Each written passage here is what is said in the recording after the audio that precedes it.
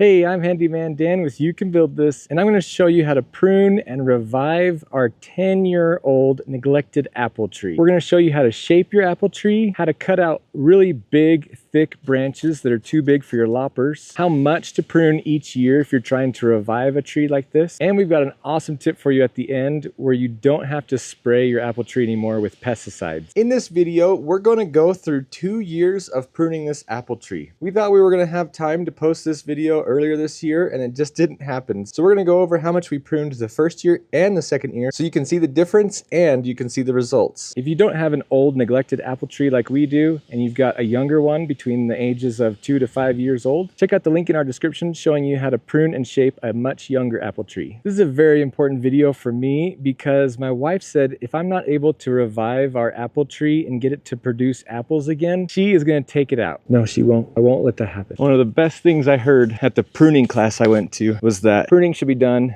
solo, never with a spouse. You're going to have a difference of opinion. It's good to just do it yourself so that you're focused on it and you're doing what you think is right. Hey, that one. Pruning is a solo sport. There's basically 2 different pruning techniques. One is the open vase technique where you cut off the top of the tree and you get the branches to grow out. This one though, with it being an apple tree, we're going to do the central leader system. Looking at my tree, this is going to be my central leader. I should have trained this one better. I don't like that this branch is going in towards the center of the tree, so close to my central leader. So we've got some branches that are down below, and then we'll have a gap, and then we'll have some branches at the top. Basically, when you do pruning, you don't want to cut off more than 30% of the tree in a season. This tree is salvageable. We won't be able to get it to a really good shape and form for a couple years. We don't want to cut off too much and have it suffer. When you're working on pruning a tree, it's best to start with the easy clips first. Getting the easy branches out of the way first will give you a lot more space to see what you're working with and get a really good idea of the shape that you're wanting to do. And yes, we were one of those people that were like, yeah, let's buy an apple tree, let's buy a fruit tree. We'll learn how to prune it all along the way. And then year after year after year went by, and shame, we didn't know how to do it and we didn't take the time to learn how to do it. And now this apple tree has grown a lot. Right now it's just a really beautiful shade tree, but it's not over. It still has a lot of life in it, and we're going to be able to get some fruit out of it. I'm going to start out with these little pruning clippers, and then I'm going to go to these boys. That's not a knife. This is a knife. We're going to cut down any of the branches that are high enough where it's above the height of my loppers. With a tree that produces fruit, it really doesn't make sense to have to climb a ladder to get the fruit. We want to keep it all the height of my loppers. Because we want more sunlight to come into the tree, we basically want to start out cutting any branches that are going up and in towards the center of the tree. We're going to take out this one, all these.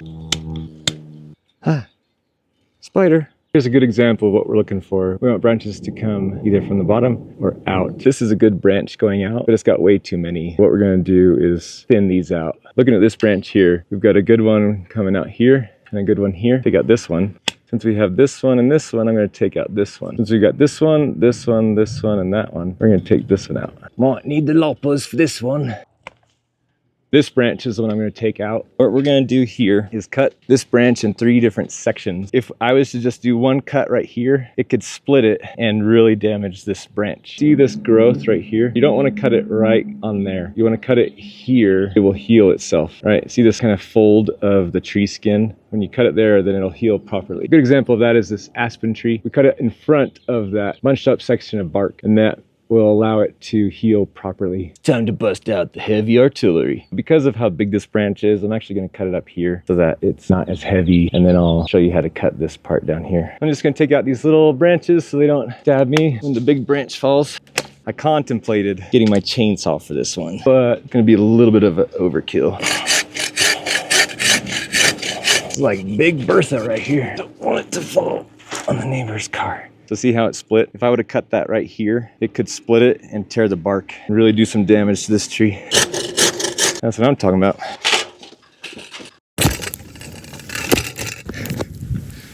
No cameras were hurt in the filming of this video. Just my pride. Now I can finish cutting this off. There we go. Now that is a nice clean cut. We don't need to put anything on it. It will heal itself. In fact, if you put anything on it, it could have the tendency to keep moisture in it and make it rot. If you look right here, this branch is going really good at a really good angle there. I'm going to cut down this branch right here. That is much better for this side. Your strongest branches on a fruit tree are the ones 45 and 0. If it's any higher or any lower, they're not very strong. We just took out that big branch right there. That's gonna let in a lot more light. You back here. Maybe trim off that one a little bit. Overall, I want the tree to be this shape. So this branch is too long, this is too long, that's definitely too long. But with how much we've already taken out, I don't want to cut off too much. I'm just going to cut off basically the top of it on this branch, and then I'm going to try and shape it a little bit. I'll cut off a little bit of all these branches, call that good. Too long. Hope there's not a bug on my neck. Ugh. I would love to see the newspaper. Handyman Dan dies while pruning old neglected apple tree. I gotta hurry. This storm is coming. Do you see that storm? Holy crap. Last time I tried to prune this tree, there was a huge storm coming in, and then it came in. Don't want this one because it's growing in towards the tree. So this one's growing up. Let's take that one out.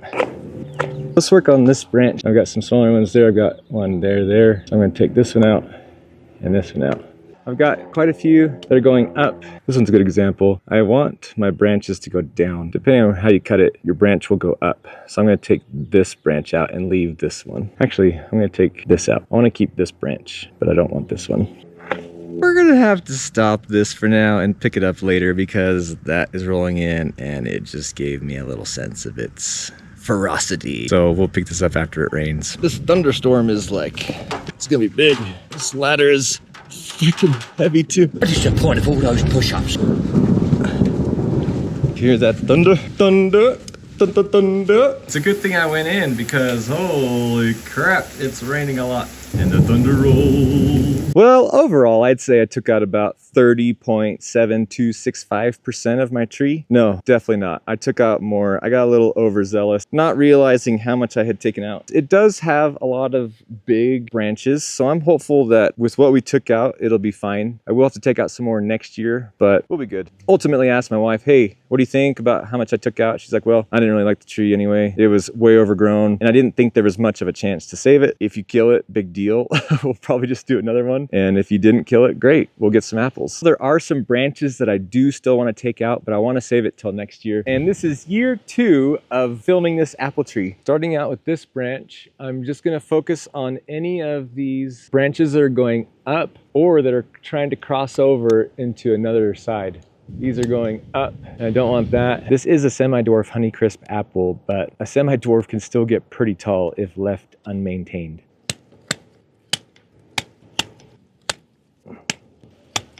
Now I have a really good spread on this branch. I've got the 2 out here. I'm trying to maintain about 8 inches spacing in between a cluster. This branch is coming up, but it's okay. I've got branches that are coming off of it. These 2 are closer than I would like, but I've got a pretty big distance right here. This one, I've got pretty wide branches here. So overall, I've got sufficient spacing around all of these branches. If you look across this, none of the branches are going up, and they're all going out to try and catch as much sunlight as possible. 8 inches long, 8 inches out, 8 inches between. This branch has a lot of spacing. I've got everything going out. As you look up it, everything is going out to the sides, out to the sides. So you can see here, all the branches now are starting to take shape and they're all facing out, not going inward. Everything is going out. Lots of sunlight will get in here now. I thought about taking this branch out last year, but when it got down to it, I just thought I was taking out too much. This year, as I was looking at it, I realized it is time for this one to go. This is gonna be a big change. I just can't reach any of these branches. They're just way too tall. I can't even reach them to prune them. I'm just gonna cut right here and take this big branch out. Here goes nothing. I'm doing a relief cut there. I'm gonna start higher.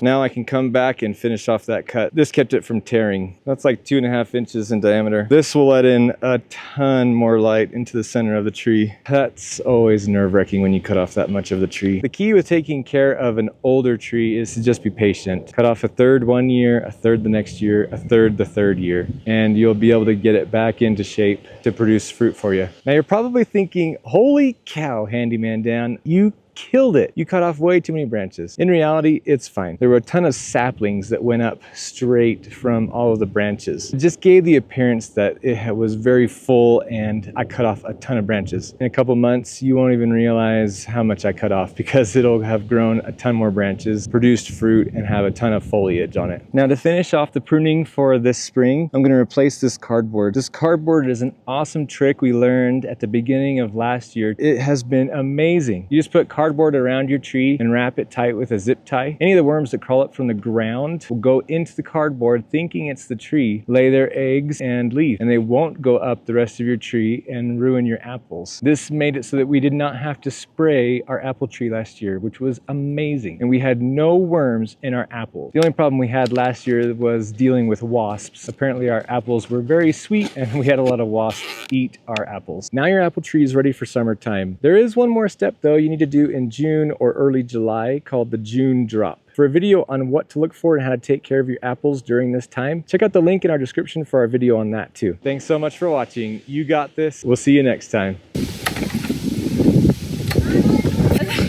It's not working. It's locked.